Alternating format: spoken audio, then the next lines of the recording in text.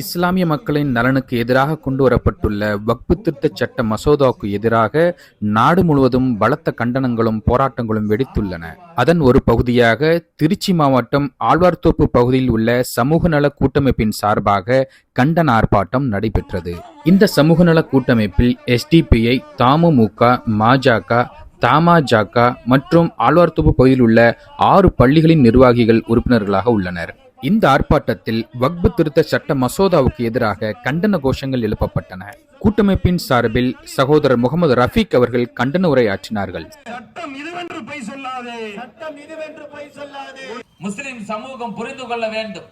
வக்ஃபு சட்டம் இதற்கு முன்னால் போடக்கூடிய நரேந்திர மோடி இந்த ஆட்சியில வந்ததுக்கு பிறகு 11 ஆண்டு காலம் நடைபெற்றிருக்கக்கூடிய நாடாளுமன்றங்கள் எல்லாம் முஸ்லிம்களுக்கு எதிராகத்தான் இந்த நாடாளுமன்றத்தில் சட்டங்களை ஏற்றினார்கள். 11 ஆண்டு காலமும் இந்த நாட்டுடைய வளர்ச்சிக்காக நாடாளுமன்றம் கூட்டப்படவில்லை. இந்த நாட்டுடைய முன்னேற்றத்திற்காக நாடாளுமன்றம் கூட்டப்படவில்லை.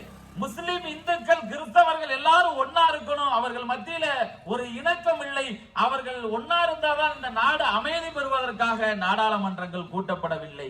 மாறாக நாடாளுமன்றம் கூட்டப்பட்டது அத்தனையுமே பிரிவினையை உருவாக்குவதற்காக. முஸ்லிம்களுக்கு எதிராக சட்டங்களை போட்டால் பிரிவினை உருவாகும் என்று அவர்கள் புரிந்திருக்கிறார்கள். இங்க நம்ம நாடு தழுவிய போராட்டத்தை நம்ம நடத்திக்கிட்டு இருக்கிறோம். அது எங்களுக்கு பாதிப்பு.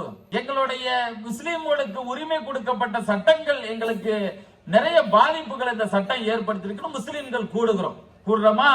பாத்தீங்களா, முஸ்லிம்கள் எல்லாம் கூடிவிட்டார்கள். இந்துக்களே நீங்கள் சேருங்கள், முஸ்லிம்கள் ஓரணியில் திரண்டு இருக்கிறார்கள் என்று பொய்யான பிரச்சாரங்களை பண்ணுவதற்காக அவர்கள் இது மாதிரி சட்டங்களை கொண்டு வருகிறார்கள் என்பதை நாம் புரிந்து கொள்ள வேண்டும்.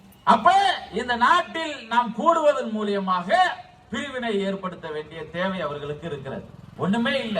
இணையதளம் இன்றைக்கு கையில வச்சிருக்கிற போன் இருக்குல்ல, நான் பேசிக்கிட்டு இருக்க ரெக்கார்டு பண்ணப்படுது. நான் கையில வச்சிருக்கிற இந்த போன் இன்னைக்கு நம்மள்ட்ட இல்லன்னு வச்சுக்கோங்க, ஏறத்தாழ லட்சக்கணக்கான முஸ்லிம்களை கொன்றுப்பார்கள் இந்த போன வாரங்கள்ல. ஏன் இதை நான் கணிச்சு சொல்றேன் அப்படின்னு சொன்னால், காஷ்மீருடைய தாக்குதல், காஷ்மீர்ல துப்பாக்கி எடுத்து அப்பாவி மக்களை சுட்டுக் கொண்டவர்களை முஸ்லிம்கள் ஏற்றுக்கொள்கிறோமா? 100 விழுக்காடும் முஸ்லிம்கள் ஏத்துக்க மாட்டோம். யாரும் இந்த பூமியில் சாவுவதை இஸ்லாமிய சமூகம் விரும்பவில்லை. ஏன்? இஸ்லாமிய சமூகம் ஏற்றுக்கொண்டிருக்கிற கொள்கை விரும்பவில்லை. இஸ்லாமிய சமூகம் ஏற்றுக்கொண்டிருக்கிற குர்ஆனும், இஸ்லாமிய சமூகம் ஏற்றுக்கொண்டிருக்கிற அல்லாஹ்வுடைய தூதர் வார்த்தைகளும் இந்த உலகத்தில் அமைதியை தவிர வேற எதையும் ஏற்படுத்த எங்களுக்கு தூண்டவில்லை. ஆனால் என்ன சொல்றான்?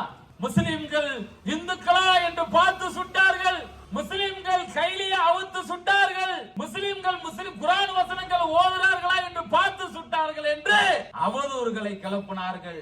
ஆனால் பாதிக்கப்பட்ட என் அருமை சகோதர சகோதரிகள், அவர்களுக்கு இந்த ஒட்டுமொத்த முஸ்லிம் சமூகத்தின் சார்பாக ஆழ்ந்த வருத்தங்களையும் அனுதாபங்களையும், அவர்கள் தண்டிக்கப்பட வேண்டும் என்பதில் எந்த விதமான எல்லளவு மாற்று கருத்து எங்களுக்கு இல்லை. ஆனால் உங்களுடைய மனசு, உங்களுடைய வார்த்தைகள் எங்களை உச்சிக்கு கொண்டு போய் நிறுத்தி இருக்கிறது. அப்பா அப்பாவை இழந்து நிற்கிறார், ஒரு குழந்தை தகப்பனை இழந்து நிற்கிறது. ஆனால் அவர்கள் அந்த மீடியாவில் வந்த பேசின செய்தி என்ன? அவர்கள் அப்படி சுடவில்லை. அவர்கள் முஸ்லிம்கள் சுட்டதுக்கு பிறகு ஒட்டுமொத்த முஸ்லிம்களும் எங்களை நெஞ்சில் தாங்கி காப்பாற்றினார்கள், எங்களை பாதுகாத்தார்கள், எங்களுக்கு உணவளித்தார்கள். ஏன்? எங்களுக்கு உடல்நிலை சரியில்லாத போது ஹாஸ்பிட்டல்ல கொண்டு போய் சேர்த்தார்கள் என்று இன்றைக்கு வைத்திருக்கக்கூடிய கையில வைத்திருக்கிற போன் மூலியமாக இந்த தகவல் பரவினது காரணமாகத்தான் வட மாநிலங்கள்ல முஸ்லிம்கள் இன்றைக்கு அமைதியாக வாழுகிறார்கள் என்பதை நீங்கள் புரிந்து கொள்ள வேண்டும்.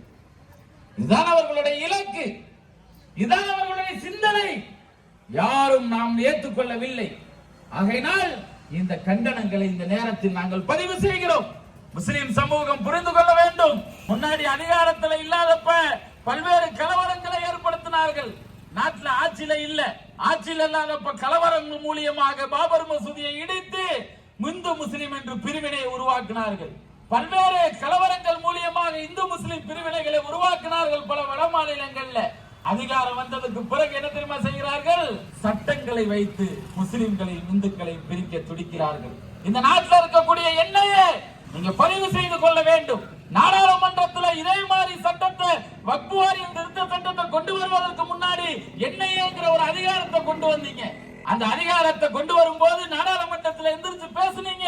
இதே நாடாளுமன்றத்துக்கு எதிர்கட்சியாக இருக்கக்கூடியவர்கள் தேவையில்லை என்று பேசும் பொழுது, இல்ல இந்த நாட்டில் தீவிரவாதிகளை கண்டுபிடிப்பதற்காக என்ஐஏங்கிற ஒரு அதிகாரம் தேவை என்று சொன்னீர்கள், சட்டமாக ஏத்தினீர்கள். ஆனால் அந்த எண்ணெயை என்ன செஞ்சிச்சு? சமூகம் சேவை செய்யக்கூடியவர்களுடைய வீடுகள்ல பூந்து நீங்கள் என்ன செஞ்சீங்க? அச்சுறுத்தலை ஏற்படுத்தினீங்க. டிவிகள்ல முஸ்லிம்களுடைய ஏரியாக்கள்ல பூந்து டிவிகள்ல செய்திகளை பிளாஸ் பண்ணீங்க. ஆனால் கடைசியில நீங்கள் உள்ள பூந்து எல்லாத்தையும் செக் பண்ணிட்டு வெளியில வரும்போது ஒண்ணும் எடுக்கல, ஒன்னையும் பிடிக்கல, ஆனால் பயன்படுத்தினீங்க. ஆனால் இதே என்ஐஏ காஷ்மீர்ல எங்க போச்சு? இந்த துப்பாக்கி சூடுக்கு முன்னால கண்டுபிடிக்கிறதுக்கு ஏன் இந்த எண்ணெய் முயற்சி பண்ணல? அப்ப இந்த எண்ணெயோட நோக்கம் என்னவென்று சொன்னால் முஸ்லிம்களை அச்சுறுத்துவது, முஸ்லிம்களை போராடக்கூடிய எண்ணமுடையவர்களை பயன்படுத்துவது, அவர்களை சிறையில தள்ளிடுவது என்று அச்சப்படுத்துவது. இந்த அச்சத்திற்கு முஸ்லிம்கள் பயந்து விடக் கூடாது, தயாராக வேண்டும். முஸ்லிம்கள் இந்த நாட்டுடைய விடுதலைக்காக போராடினவர்கள். ஆனால் இந்த நாடு விடுதலை பெறுவதற்கு முன்னால் பிரிட்டிஷ்காரன் ராணுவத்தையும் துப்பாக்கி வச்சுட்டு தான் முஸ்லிம்களை ஒடுக்க நினைத்தான். ஆனால் முஸ்லிம்கள் பயந்தமா? இந்த நாட்டுடைய விடுதலைக்காக லட்சக்கணக்கான உயிர்களை அர்ப்பணித்தோம். இந்த நாட்டில் உள்ள எல்லோரும் சந்தோஷமாக அடிமைப்பட்டு கிடக்க கூடாது என்று முஸ்லிம்கள் உயிராலும் உடமையாலும் பொருளாதாரத்தினாலும் பெருங்கொண்ட செல்வத்தை இழந்து உயிர்களை இழந்து இந்த நாடு விடுதலை பெற்றுச்சு. நாங்க பயப்படுறதில்லை, பயப்பட வேண்டும். அல்லாஹ்விற்காக, இறைவனுக்காக இந்த பூமியில அடிமையாக வாழ வேண்டிய எவனுக்கு அவசியம் இல்லை, எவனுக்காக கை கட்டி வாழ வேண்டிய எந்த தேவையும் எங்களுக்கு இல்லை. உங்களுக்கு ஒரே ஒரு செய்தி தான் சொல்கிறேன். நீங்கள் கோமாளிகள், நீங்கள் பயந்தாங்கோலிகள், நீங்கள் இந்த நாட்டு சட்டத்துக்கு, ராணுவத்துக்கு, போலீஸுக்கு பின்னாடி ஒளிந்திருக்கக்கூடிய கோழைகள். நீங்கள் வீரன் அல்ல. நீங்கள் வீரனாக இருந்தால் நீங்கள் நியாயமானவர்களாக இருந்தால் இந்த நாட்டிற்கும் உங்களுக்கும் என்ன சம்பந்தம் என்று நீங்கள் ஆய்வு செய்ய வேண்டும். இந்த நாடு விடுதலை பெறுவதற்காக போராடும் பொழுது இதே போல RSS என்ற இயக்கம் இருந்துச்சு, ஆனால் போராடவில்லை, உயிரை கொடுக்கவில்லை. ஆனால் அவன் தேசபக்தன் என்று சொல்கிறான். நாங்கள் தேச விரோதியாக இன்றைக்கு நின்று கொண்டிருக்கிறோம், நாங்கள் சந்தேகக்குரிய நபர்களாக மாறி இருக்கிறோம் இன்றைக்கு என்று சொன்னால் நிச்சயமாக இதற்கு ஒரு நாள் இந்த நாடு பதில் சொல்லி ஆகும் என்பதில் எங்களுக்கு எந்த மாற்று கருத்தும் இல்லை. ஆகையினால் முஸ்லிம் சமூகம் ஒன்றுபட்டு நிற்க வேண்டும். முஸ்லிம் சமூகம் எல்லோருடைய போராட்டங்களில் பங்கு பெறக்கூடியவர்களாக மாற வேண்டும். போராட்டங்கள் தான் வெற்றி பெற்றிருக்கிறது. ஏறத்தாழ 8க்கும் மேற்பட்ட சட்டங்களை நாடாளுமன்றங்களை விவசாயிகளுக்கு எதிராக ஏத்திட்டு நான் 58 இன்ச்சு பாடி 1 இன்ச்சு கூட நகர மாட்டேன் என்று சொன்ன நரேந்திர மோடியும் அமித்ஷாவையும் விவசாயிகள் டெல்லி நாடாளுமன்றத்து வளாகத்தில் 1 வருடம் நின்று போராடி ஆயிரக்கணக்கான உயிர்களை அர்ப்பணித்து 58 இன்ச்சு பாடிய பின்னுக்கு தள்ளினது எது? போராட்டம் தான் என்பதை நீங்கள் புரிந்து கொள்ள வேண்டும். போராட்டம் இல்லை என்று சொன்னால், போராடவில்லை என்று சொன்னால், போராடுவதற்கு நேரம் ஒதுக்கவில்லை என்று சொன்னால், வீடு உண்டு வாசல் உண்டு என்று தன்னுடைய வாழ்க்கை தான் சுகபாகம் என்று நீ வாழ்ந்தால் அந்த வாழ்க்கை மிக விரைவில் கேள்விக்குறியாக மாறும் என்பதை முஸ்லிம் சமூகம் புரிந்து கொள்ள வேண்டும். எத்தனாயிரம் பேர் இந்த பகுதியில் இருக்கிறோம்? எவ்வளவு பேர் இருக்கிறோம் இந்த பகுதியில? எல்லோரும் கூடி உறக்க கருத்தை பேசக்கூடிய நாம் பலகீனமானவர்களாக இருப்பதற்கு முடியாது என்பதை நீங்கள் புரிந்து கொள்ள வேண்டும். நாம் மாத்திரம் போராடவில்லை, முஸ்லிம் அல்லாதவர்கள் ஆயிரக்கணக்கான பேர், மறுமையை நம்பாதவர்கள் போராடுகிறார்கள். எதற்காக இந்த போராட்டம்? அமைதி இல்ல, கலவர பூமியாக இந்த நாடு மாறிடுச்சுன்னா எவனுக்கு சோறு கிடைக்காது, எவனும் நிம்மதியா வாழ முடியாது, எவனுக்கும் பெட்ரோல் கிடைக்காது, எவனுக்கும் கரண்ட் கிடைக்காது. அதற்கு உதாரணம் மணிப்பூர் கலவரம் 2 ஆண்டு காலமாக நடந்து கொண்டிருக்கிறது. இதற்கெல்லாம் புரிந்து கொண்டு இந்த சமூகம் நியாயத்திற்காக, நீதத்திற்காக நின்று போராடக்கூடியவர் சமூகமாக இருக்க வேண்டும் என்பதை புரிந்து கொள்ளுங்கள். அன்பார்ந்த சகோதரர்களே, மறுமைதான் நமக்கு இலக்கு, மரணம் தான் நிச்சயிக்கப்பட்டது என்பதில் யாரும் மாற்று கருத்து கொள்ள முடியாது. உங்கள்கிட்ட மோதவில்லை, அவர்கள் நாம் வைத்திருக்கக்கூடிய கொள்கையோடு மோதுகிறார்கள். இந்த கொள்கை இந்த பூமியில் இருந்தால் இந்த நாடு இஸ்லாமிய நாடாக ஆய்விடும் என்று அவர்கள் பயப்படுகிறார்கள். அதனாலதான் இஸ்லாமியர்களை அவர்கள் தப்பாக தவறுதலாக பரப்பக்கூடியவர்களாக அவர்கள் இருந்து கொண்டிருக்கிறார்கள்.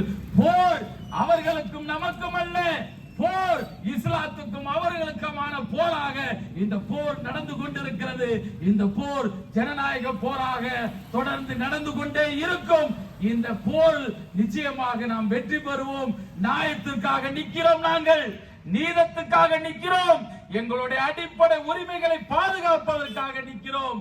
இந்திய நாடு என்பது விடுதலை பெற்றதுக்கு பிறகு அறிவு சார்ந்த அறிஞர் பெருமக்கள் உட்கார்ந்து இந்த நாட்டில் முஸ்லிம்கள் வாழுகிறார்கள், இந்த நாட்டில் கிறிஸ்தவர்கள் வாழுகிறார்கள், இந்த நாட்டில் ஜெயினர்கள் வாழுகிறார்கள், இந்த நாட்டில் புத்தர்கள் வாழுகிறார்கள்.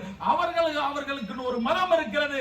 அந்த மதத்தின் அடிப்படையில் சில சட்டங்களை வகுத்து கொடுத்தார்கள். அந்த சட்டம் தான் முஸ்லிம் சமூகத்திற்கு வக்ஃப் வாரிய திருத்த சட்டம் ஒன்று இருக்கிறது. அந்த திருத்த சட்டத்தை இன்றைக்கு திருத்தி ஏற்கனவே முஸ்லிம்களிடத்துல ஒண்ணுமில்ல, நம்ம இடத்துல ஒண்ணுமில்ல. ஞாபகம் வச்சுக்கங்க. படிப்புல நம்ம ஒண்ணு இல்ல, பொருளாதாரத்துல ஒண்ணு இல்ல, அதிகாரத்திலையும் நம்ம இல்ல. இருக்கிற கொஞ்ச இடத்தையும் புடுங்கிட்டோம்னா அனாதைகளாக இவர்கள் மாறி விடுவார்கள் என்று அவர்கள் கருதுகிறார்கள். வக்ஃபுடைய நிலத்துல குறைஞ்ச சதவீதம் கல்வி நிறுவனங்கள் நடக்குது. வக்ஃபுடைய இடத்துல குறைஞ்ச இடங்கள்ல பல்வேறு நன்மையான பணிகள் நடந்து கொண்டிருக்கிறது. வக்ஃபுடைய இடத்துல பாதிக்கு மேற்பட்ட இடத்துல முஸ்லிம்கள் இறந்தால் புதைத்து கொண்டிருக்கிறோம்.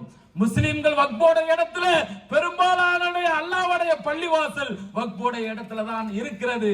அதை புரிந்து கொண்ட இவர்கள் ஒட்டுமொத்தமாக இதை ஒழிச்சிட்டோம்னு சொன்னால் பள்ளிவாசல், கபர்ஸ்தான்கள், முஸ்லிம்கள் உருவாக்கக்கூடிய கல்வி முறைகள் எல்லாத்தையும் அழிச்சிடலாம் என்று அவர்கள் திட்டம் போட்டு இந்த சட்டத்தை அவர்கள் ஏற்றிருக்கிறார்கள் என்பதை நீங்கள் புரிந்து கொண்டு இந்த போராட்டம் ஸ்லோவாக அமைதியாக தமிழ்நாட்டில் நடப்பது ஒரே ஒரு காரணம் என்ன தெரியுமா? இந்த நாட்டில் இருக்கக்கூடிய அரசாங்கம் நியாயமாக நடந்தார்கள். தமிழ்நாட்டில் இருக்கக்கூடிய அரசாங்கம் நியாயமாக இருந்தார்கள். முஸ்லிம்களுடைய உணர்வுகளை புரிந்து கொண்டார்கள். நாடாளுமன்றத்தில் வாதிட்டார்கள், பேசினார்கள், அறிவு சார்ந்து அவர்களிடத்தில் பதில் சொன்னார்கள். ஆனால் அவர்கள் முட்டாள்கள், பதிலுக்கு பதில் சொல்ல தெரியாதவர்கள்.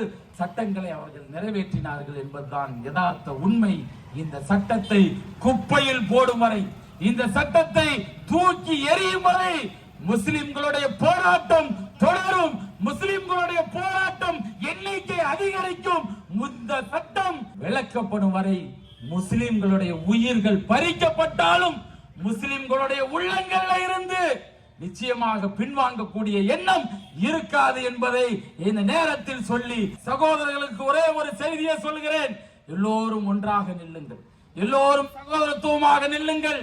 இளைஞர் சமூகமே, வளர்ந்து வர சமூகமே, எங்களுக்கு பின்னால் நான் இன்றைக்கு பேசுகிறேன், நாளைக்கு நான் எங்க இருப்பேன், மௌத்தாயிருவேன், ஏதோ ஒரு ஜெயிலுக்கு போயிருவேன், சூழ்ச்சியினால் ஏதோ ஒன்று நடந்துவிடும். இந்த நாட்டில் போராடக்கூடியவனுக்கு இந்த நாட்டில் பாதுகாப்பு இல்ல. எங்களுக்கு பிறகு என் இளைய சமூகம் நீ தலைமையில் தாங்கி இந்த சமூகத்தை காப்பாற்ற வேண்டிய பொறுப்பு உங்களிடத்தில் இருக்கு என்பதை இந்த நேரத்தில் உள்ளபூர்வமாக உங்களிடத்தில் நாங்கள் பேசுகிறோம் என்பதை சொல்லி வக்ஃப் வாரிய திருத்த சட்டம் திரும்ப பெறும் வரைக்கும் போராட்டம் தொடரும் என்று இந்த நேரத்தில் சொல்லி வாய்ப்புக்கு நன்றி கூறி விடைபெறுகிறேன். அஸ்ஸலாமு அலைக்கும் வரஹ்மத்துல்லாஹி வபரகாத்துஹு.